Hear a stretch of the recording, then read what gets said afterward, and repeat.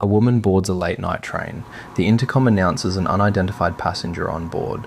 The train blows past every station without stopping. The lights go out, and something starts moving through the cars on all fours. Hunting. Then, a family upstairs singing happy birthday for 5 straight hours. Not a party, not a celebration, a hostage situation. The presents on the floor were made of bones. And finally, a locked bedroom door. A knocking sound from inside the wall. Every single night. For 21 years.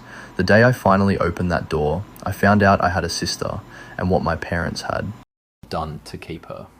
What is up, guys? Good to have you here. Quick thing before we get into it, I read these myself. My own voice, no AI, no text-to-speech, just me and a microphone, and 3 stories that are going to make it very hard to sleep tonight.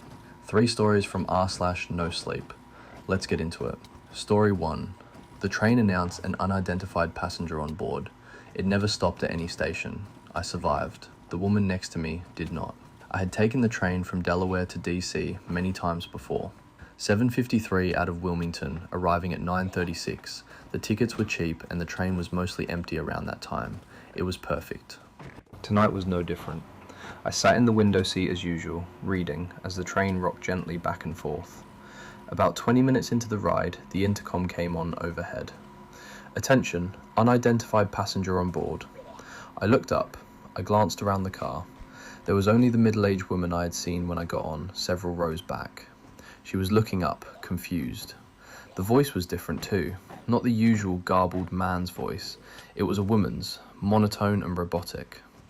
I stared at the LED marquee at the front of the car. Instead of listing the next station stop, it said, "Unidentified passenger. Unidentified passenger. Unidentified passenger." The letters scrolled past over and over in jittering orange pixels. I texted my boyfriend. The train's saying there's an unidentified passenger on board. Really weird. Should I get off? He replied instantly. Maybe get off. I can take the next train up to you. I pulled up maps and checked our location. We were just a few minutes from Aberdeen. I grabbed my bag and turned to the aisle. A woman was standing right in front of me, the middle-aged woman from the back of the car. I jumped and banged my head on the overhead luggage rack. "Sorry, I didn't mean to scare you," she said. "Do you know what's going on?" "I don't know. I'm getting off just in case." "Good idea," she said, hurrying back to grab her things. I stepped into the vestibule between the cars. The metal floor shook underneath me. The landscape outside was pure black, except for a single small light twinkling in the distance. The woman stepped in behind me, clutching her bag close to her chest like a shield. "I'm supposed to be at my daughter's wedding tomorrow morning," she muttered. "We just got back on good terms." I glanced into the next car. It was empty, except for a single man near the front. He wasn't packing his stuff or even moving. The lights grew larger in the distance. We were approaching the station. The concrete platform rolled into sight, the squat brick building, the dark windows, silver sign reading Aberdeen Station. We blew right past it. I stared out the window. We just passed the station. Before I could say anything else, the intercom clicked to life. "Attention passengers, please remain in your original train car for the duration of the ride. Thank you." I glanced through the window into the next car. The man was still sitting there, completely still. No, wait, not still. As the train took a curve, his head bobbed and lolled on his shoulders, limply, as if he were... We ran back into our car and slammed the button. The door shuddered open and we slipped inside. That guy, something was seriously wrong with him, I managed to choke out. "I know," the woman whispered. "Do you think he was..." She could not bring herself to say it. The marquee above the door now read, "Stay in your car, stay in your car, stay in your car." "What do we do?" she asked. I pulled out my phone and dialed 911. We began talking at once. On a train. "Someone's dead. It won't stop. Just past Aberdeen. The operator said she'd get someone out to us. But deep down I knew. What could they possibly do if whoever was driving the train wouldn't stop? You can't survive jumping out of a moving train, can you?" I said quietly. "I don't think so," she replied. "Not at this speed." Silence pressed in on us. Then the lights overhead flickered and went out. The train car was only lit by the orange glow of the marquee at the front, still flashing the same message: "Stay in your seats, stay in your seats, stay in your seats." The woman crouched down. "Maybe the darkness helps us. We can hide better. What are the chances he finds us in the entire train? There were benches at the back, where the seat configuration had been altered to have benches facing each other, with a space in the middle. I squeezed down into the space between the seats and shuffled under the first bench. The woman did the same under the second. I felt too hot. The rug scratched my arms. The metal of the seat pressed against my head. We were decently well hidden, but if whoever was out there found us, there was no way we could escape. We were trapped. We lay there underneath the seats for what felt like an eternity. The car rocked and swayed underneath us. My legs ached. I had silenced my phone deep in my pocket and could not get it out without risking the light giving us away. I was jolted back to reality by the shuddering sound of the door opening. I strained to listen. Soft thumping footsteps sounded on the far end of the car, slow and methodical, quiet, like something stalking its prey. The footsteps grew louder. I held my breath. Thump. A black leather men's shoe stepped into view. It glistened in the orange light, almost as if it were wet. My lungs burned. Please don't look. Go. Keep walking. They hesitated, shoes frozen on the carpet inches from my face. Then they finally took another step, and another. The door behind us shuddered open, and then closed. I let out my breath in short, silent little bursts. They passed us. We were okay. I turned my head to look at the woman. Tears were rolling down her face as she stared back at me. "It's okay," I whispered. "He didn't see us." Her mouth hung open, her lips trembled. She did not even blink. That's when I realized she wasn't staring at me. She was staring past me. I turned around. My blood ran cold. There was something at the door, pressing its face against the window, fogging up the glass. Eyes pitch black, skin ghastly white, barely lit in the flickering orange of the marquee, which now read, "Don't run, don't run, don't run." That was the unidentified passenger. The woman crawled out from under her seat and slammed her hand on the door button before I could stop her. She began to slip through it. The door opened on the other end. Rapid footsteps, out of sync, frantic, running. A flash of bare feet and bare hands thumping against the carpet. In seconds it had run past me into the next car before the door even had a chance to close. I heard a muffled scream, and then silence. I bit my lip trying to stop from crying. I knew she was gone. I closed my eyes tight. Stay quiet. It went past. He'd just have to make it until... The door opened. White bare hands on the carpet, slick with something dark, followed by bare feet, on all fours, moving jerkily forward in a spider crawl until it was at my seat. It knows I'm here. I held my breath as its pale ankles buckled underneath the hem of its white skirt, as it began to crouch. Long dark hair came into view, skimming down to the floor, more and more hair as it tilted its head down to look under the seat. It stopped just short of showing its face. I could see its hairline, its forehead, as it hung its head upside down, inches from my face. It stopped there, frozen, waiting. I could see its entire body shift as it breathed. I could hear the high-pitched rasp of its breath. A single drop of blood dripped onto its pale hand, but it did not show its face. My lungs felt like they were about to burst. I forced myself not to breathe, not to move. With a creaking sound, it got up. The door slid open, and it disappeared. I took in desperate gasps of air. My lungs burned. Hot tears rolled down my face. I could not feel my legs or my feet. Don't run, don't run, don't run. I would stay here forever if I had to. I don't know how long I was there, crouched under the seat, trying to breathe as quietly as possible. Pins and needles crawling up my legs, my head pounding, my arms numb. But then the train slowed, the lights flickered back on, and the intercom crackled to life. A man's voice, as usual. Now approaching Union Station. I did not crawl out from under the seat until the train jerked to a stop. My entire body stiff and blazing with pain, I pulled myself out, hobbled off the train, and onto the platform. When I turned back, I realized no one else had exited my particular train. Just me. I did not notice the hair until I made it into the station.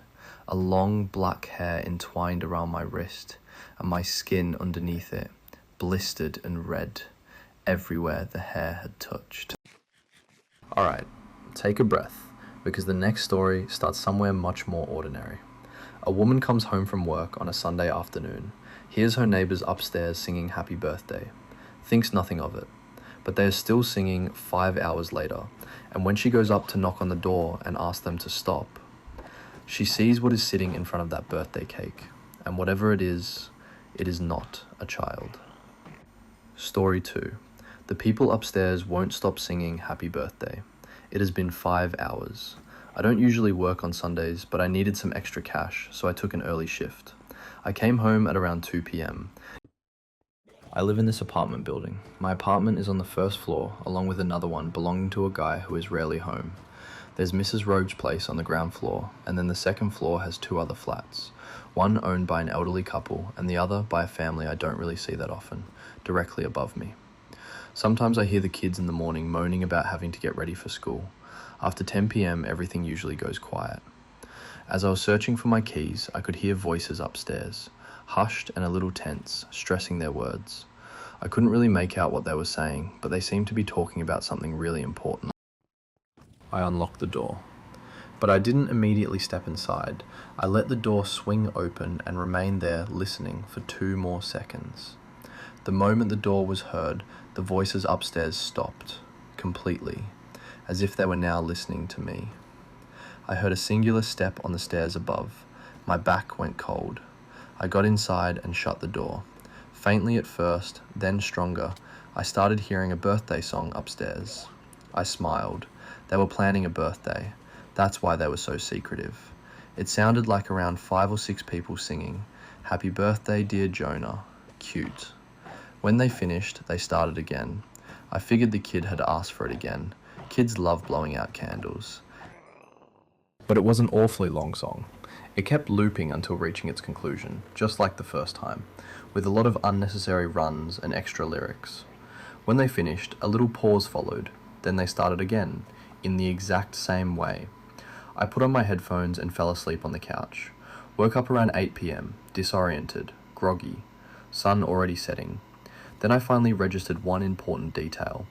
The folks upstairs were still singing happy birthday. I called my mum and told her about it while I made dinner. She told me to just go up and knock. I sighed and reluctantly agreed. After hanging up, I put on the sweater and unlocked my front door. The moment I opened it, the air felt a little colder. I stared at the dark hallway and went up the stairs. The second floor was more animated than the first. The door to the family's apartment was slightly open, and I could see light and movement behind it. I slowly approached and peeked inside. I could see a hallway with balloons and confetti floating around. A faint smell of candles and sweetness lingered out. I quietly pushed the door slightly more. The small hallway made way to a dining room. Shadows were dancing on the walls as people clapped around the table and sang.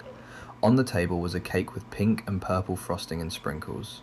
The song carried on, hoarser than I'd remembered it. People were smiling, swaying from side to side at the person sitting in front of the cake. The lighting was dim, its only source being the candles. I tried to take a better look at the kid. The child looked like a young boy, with a big birthday hat on. He could have been 10 or 12, and his face was round and stretched into a big smile. I stared for a while at the teeth. He had adult teeth, rotten and yellow, sticking out of his mouth in abnormal directions. His eyes were wide and red, as if he'd been crying for a long time. I don't remember seeing him blink at all, in the minutes I watched that felt like hours. He looked really shaken and tense. I had never seen a child like that before, never in my life. I must have zoned out watching the scene when I was pulled away from my trance. The kid shifted his eyes from the candles, which had now almost completely melted, and looked straight at me. I felt seen like I'd never been before. My heart completely collapsed, leaving a painful knot in my chest as I made eye contact with the child. His smile slowly faded, turning into a grimace. I wanted to run, but I was somehow frozen in place. Suddenly, he blew out the candles, and the room was engulfed in darkness. I heard something shuffle in the dark toward me, gasped, and shut the door as I practically jumped down the stairs. The shuffling and scratching followed. I gripped my door and slammed it shut, just as something slammed into it from the other side. I barely managed to lock it as the banging started. The song upstairs had stopped. I looked through the peephole, The hallway was completely dark, but I could make out the details of the face I'd seen in the dimly lit dining room. Only now we were at eye level, which was impossible since that had been a child. Had it? The banging turned to scratching. I yelled that I was going to call the police. The banging was so strong it was undoubtedly going to break down my door. Then I heard a distinct sound upstairs. The banging and scratching instantly stopped. It was a door opening, the elderly couple's door. "Hey, what on earth are you doing? It is the middle of the night." I watched through the peephole as the kid, not a kid, walked away from my door and went upstairs. "Quit it before I call the police. It's enough that I have to hear your kids' tantrums every day, but..." The voice abruptly stopped. No scream, no sound, nothing. Faint scratching, then shuffling, then a faint cry that sounded more like forced sobs. I silently dialed the police and barely managed to whisper what was going on, afraid of being heard. As I was detailing the problem, I looked through the peephole once more. That face. Grimaced, eyes bloodshot and sunken into the head. Right there. "You're welcome to join next year," came the voice of an adult out of the face of a 12-year-old. That's why we left the door open. I gasped and ducked. The police came after about half an hour. They went upstairs and sealed off the entirety of the second floor. They refused to give me details. I had to wait for the headlines. "Miss, there were never kids living upstairs," an officer told me. 2 of them were grown-ups, but 2 of them were pretending to be kids. They refused to tell me what happened to the elderly couple. They barely mumbled something that included kidnapping, massacre, disembowelment. Some of the victims, which had been many, were hostages, made to play along. The presents were just pieces of flesh, toys made of bones with bows on them. One of them was a teeth necklace. I moved in with my parents. I asked them to add extra locks to every door and window and security cameras everywhere. They assumed I was paranoid and suffering from PTSD. I let them believe that. However, I'd watched the security footage of that night, showing the outside of my door. The birthday boy I'd spoken to hadn't gone back upstairs. He just crawled to the window and jumped out. I don't know where he is now. I hope it goes both ways. Crawled to the window and jumped out. That line gets me every time. Alright, last story tonight, and this one is different from everything else. No monsters on trains, no strangers pretending to be children, just a person who grew up in a house with one rule that was never explained. Never go into mum and dad's bedroom, and a knocking sound from inside the walls that nobody admitted to hearing her whole life. This one is sad in a way the others aren't, and the ending, I'll let it speak for itself. Story 3. My parents forbade me from ever entering their bedroom. I finally broke in, and I think the knocking I heard my whole life was my sister asking me to kill her. There are rules in every family. Don't leave your wet towel on the floor, no TV until your homework is done. Normal things. In my family, we had all of those plus one more. One rule that was absolute, unspoken, and enforced with a silent, terrifying finality. You do not go into mum and dad's bedroom. It was not just a knock first situation. The door was always locked. I was never, ever, for any reason, allowed inside. Not to ask a question, not to retrieve a stray toy that had rolled under the door. That room was a fortress, and from as far back as my memory goes, I knew why I wanted to go in. It was the knocking. It was not a constant sound, it was subtle, a soft, rhythmic thump, thump, thump, that you could only hear if you were standing in the hallway right outside their door. It came from inside, from the far wall of their room, the one that backed up against the old linen closet. I first noticed it when I was maybe 6 or 7. I thought it was the pipes, but the sound was too steady, too intentional. A few times I found the door unlocked by mistake. I'd sneak in, the thick carpet muffling my footsteps. The room was always dim, the heavy curtains drawn. It smelled of my mum's faint lavender perfume and my dad's cedarwood aftershave. It was just a normal bedroom, a big bed, a dresser, a tall, imposing wooden wardrobe against the far wall, and when I got close to that wardrobe, the sound was clearer. Thump, thump, thump. It was coming from behind it, from inside the wall. I always got caught. The look on my mother's face wasn't just anger, it was a deep, primal panic, a terror that made her features sharp and strange. My dad would handle the lectures, his voice a low, cold monotone that was far scarier than yelling. There are places in this house that are ours and ours alone. You will respect that, or you will find yourself respecting nothing at all. As a teenager, I tried direct confrontation. I asked them at the dinner table one night, "Why can't I go in your room? And what's that knocking sound I always hear?" Silence. The clinking of cutlery on plates stopped. My dad slowly put his fork down and levelled a gaze at me that was as hard and cold as granite. My mum just stared at her plate, her knuckles white where she gripped her knife. "There is no knocking sound," my dad said, his voice dangerously quiet, "and you will drop this. This is the last time we will ever speak of it. If you mention it again, or if I find out you have tried to enter our room again, the consequences will be something you cannot begin to imagine. Am I understood?" I understood. I dropped it. But I never forgot. My mother's behaviour only deepened the mystery. She was a good mum, loving in her own distant way, but any free time she had, she spent in that room. She'd disappear behind that locked door for hours. Sometimes I'd press my ear to the door and listen. I never heard a TV or music, just a profound, heavy silence, occasionally punctuated by her soft humming or the faint sound of her whispering to someone who never whispered back. Now I'm 21. I've saved up enough from my part-time job to finally get my own place, a tiny apartment across town. I'm leaving, and a single, overwhelming thought has dominated my mind for weeks. It's now or never. I told my dad I was ready to move out. He was relieved. There was no sadness, just a weary sense of relief. He and my mum wished me luck, told me they were proud. I asked him one last time, my voice trembling slightly. "Dad, before I go, please, just tell me what's in the room." His face hardened instantly. The mask of the proud father fell away, revealing the cold, stern guardian of the secret. "Your new life begins when you walk out that door. What is in this house is part of your old one. You will leave it behind. Do you understand me? You will leave it all behind." That was his final answer, and it was my final motivation. I spent my last night packing my bags. The next morning, I watched from my bedroom window as their cars pulled out of the driveway, one after the other, on their way to work. The house was finally mine. I walked to the kitchen, to the old ceramic cookie jar shaped like a smiling pig. It was where they'd always kept the spare keys. I reached inside, my fingers closing around a single, cold, brass key. The key to their room. I stood before their door, the key trembling in my hand. It slid into the lock with a well-oiled click. I turned it, pushed the door open, and stepped inside. The room was exactly as I remembered it. Dim, still, smelling of lavender and cedar. The big dark wardrobe stood like a monolith against the far wall, and as I crept closer, I heard it, clearer than ever before. Thump, thump, thump. A slow, weak, but steady rhythm, a sound of flesh on wood. I knelt down, pressing my ear against the cold plaster of the wall, right beside the wardrobe. The sound was right there, on the other side.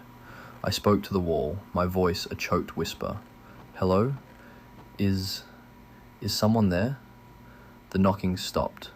The silence that followed was so absolute, it felt like a pressure against my eardrums. I waited. Nothing.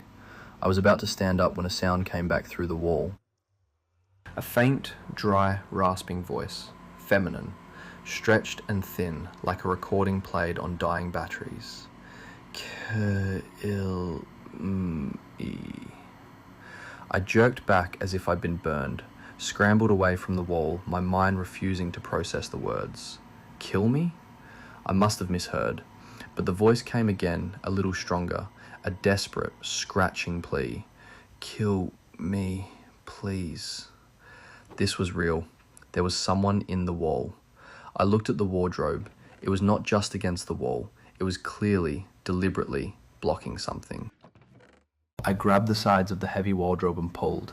It was old, solid wood, and it barely budged. I grunted, dug my heels in, and pulled with every ounce of strength I had, my muscles screaming in protest. It moved, scraping and groaning across the floor, inch by agonizing inch. Behind it, where there should have been a plain wall, there was a door. It was a small, simple wooden door, painted the same colour as the walls, designed to be invisible. It had a simple brass knob but no keyhole. It was not locked. My hand trembled as I reached for the knob. It was cold. I turned it, pulled, and the door swung open with a low, mournful creak, revealing a sliver of darkness beyond. The space behind it was small, no bigger than a closet, a hidden secret room. It was filled with the clutter of a life I'd never known, tiny dresses hanging from a single hook, a small dusty mobile with faded pastel animals, a stack of photo albums. I picked one up. On the cover, in my mother's handwriting, it just said, "Our Angel." I opened it. The photos were of my parents, younger, happier, their faces bright with a joy I had never seen in them, and in their arms they were holding a baby with a wisp of dark hair and my father's eyes. In the centre of the small, cramped room was a makeshift altar, a small wooden table covered in a white lace cloth, now yellowed with age, surrounded by dozens of candles, some new, some burned down to melted stubs of wax. And on the altar, lying on a small silk pillow, it was the baby from the photos. But it was not a baby anymore. Its body was small, shrunken and desiccated, mummified. Its skin was a pale, translucent parchment, stretched tight over a tiny, bird-like skeleton. Its eyes were closed, its mouth a tiny black O in its shrunken face, a tiny, preserved corpse displayed like a holy relic. I felt a sudden, overwhelming urge to touch it, a pull, a need to connect with this impossible, tragic thing. I reached out a shaking hand and gently, so gently, laid my fingertips on its cold, dry forehead, and the world exploded. I saw visions, memories, pictures that were not my own, flooding my mind with the force of a tidal wave. I saw a sterile, white hospital room, my mother sobbing, her face buried in my father's chest, a doctor with a grim face saying the words, "I'm so sorry. There was nothing more we could do. Your daughter is gone." I saw my parents in their bedroom, holding the tiny still body of their daughter wrapped in a hospital blanket. My father, his face covered by a mask of desperate, insane grief, drawing a circle on the floor with red chalk. "We can bring her back," he was whispering, his voice a frantic prayer. "The book said we could. We just have to anchor her, give her a vessel to stay in." I saw them place the tiny body in the center of the circle on the altar. I saw them kneeling, chanting words from a language that made my teeth ache. I saw the candles flicker and die, and a coldness fill the room as the tiny body on the altar twitched, just once. And I felt her spirit, trapped, snatched back from the peace of oblivion and slammed back into her dead, decaying shell. I felt her confusion, her terror, her unending, eternal suffering. A conscious mind, growing, learning, trapped in an inert, unchanging prison of flesh, unable to move, unable to speak, able to do nothing but feel the slow, inexorable passage of decades and knock, knock, knock on the silent wall. And through it all, I heard her voice as a clear, soul-shattering scream inside my own head. "Please, kill me." I ripped my hand away, stumbling back, a strangled sob tearing from my throat. I finally understood. My parents were not monsters, not in the way I had thought. They were just broken, drowned in a grief so profound they had committed an atrocity to try and escape it. They had not imprisoned a stranger, they had imprisoned their own daughter, my sister. I knew what I had to do. I grabbed an old soft blanket from the foot of their bed, returned to the hidden room and carefully, reverently, wrapped the tiny mummified body. It was as light as a bundle of dry leaves. I put it in my duffel bag, on top of my clothes. I took one last look at the sad, terrible little room, and then I walked out. I left the hidden door open. I did not move the wardrobe back. I wanted them to know. I left the key on the kitchen table, walked out the front door, and never looked back. The drive was a blur. The visions did not stop. I felt her gratitude, a wave of pure, beautiful relief, but it was tangled with the agony of her long imprisonment. I drove for hours until the city was a distant memory, until I was on a lonely road surrounded by nothing but fields and rust. I found what I was looking for, a desolate, abandoned scrapyard. There, among the mountains of rusted metal and broken dreams, I built a small pyre. I unwrapped my sister's body one last time, whispered an apology for my parents, for my own ignorance, for her entire stolen life. I laid her on the pyre, doused it in lighter fluid, and with a flick of a match, I set her free. I watched as the flames consumed her, and as her tiny earthly prison turned to ash, I cried. I cried for the sister I never knew. I cried for the parents I could never go back to. I cried because I had done the most merciful thing I could imagine, and it was also the most monstrous. They'll come home. They'll see the open door. They'll know what I've done. They will hate me. They will despise me for taking away the one thing they had left of her, even if it was a perversion of her memory. I freed my sister, but I destroyed my family, and I don't know how I am supposed to live with that. And that is 3 for tonight. A woman who survived something on a late-night train that should not exist. A birthday party that turned out to be a hostage situation behind a slightly open door. And a person who grew up hearing a sound no one would acknowledge, and finally learned what it was asking for. Thanks for being here tonight. Stay safe out there, and I will see you in the next one.